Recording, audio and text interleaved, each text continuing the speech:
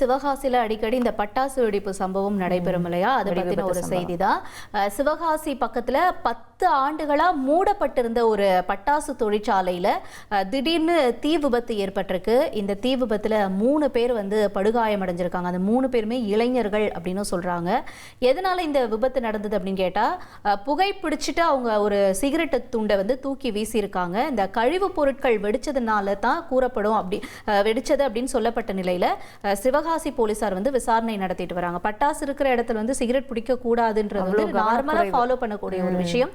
ஆனா அந்த விஷயத்தை திரும்பியும் அவங்க பண்ணிருக்காங்க. இதனால 3 இளைஞர்கள் படுகாயம் அடைஞ்சிருக்காங்கன்றது ஒரு சோக செய்தியா இருக்கு. ஒரு சித்த மருத்துவர் வீட்டுல திருட்டு சம்பவம். அதாவது சேலம் ஓமலூர் பக்கத்துல ஒரு சித்த மருத்துவருடைய வீட்டுடைய பூட்டை உடைச்சு 26 சவரன் தங்கம், வைர நெக்லஸ், அப்புறம் வெள்ளி பொருட்கள்லாம் கொள்ளையடிக்கப்பட்டிருக்கு. பட்ட பகல் அதுவும் திருடி இருக்காங்க. இந்த துணிகர சம்பவத்தை பத்தி போலீசார் விசாரிச்சுக்கிட்டு இருக்காங்க. ஓகே, இனி செல்லும் இடமெல்லாம் செய்தி. தந்தி டிவியின் வாட்ஸ்அப் சேனலை ஃபாலோ பண்ணினா செல்ல இருக்கும் இடமெல்லாம் செய்தி.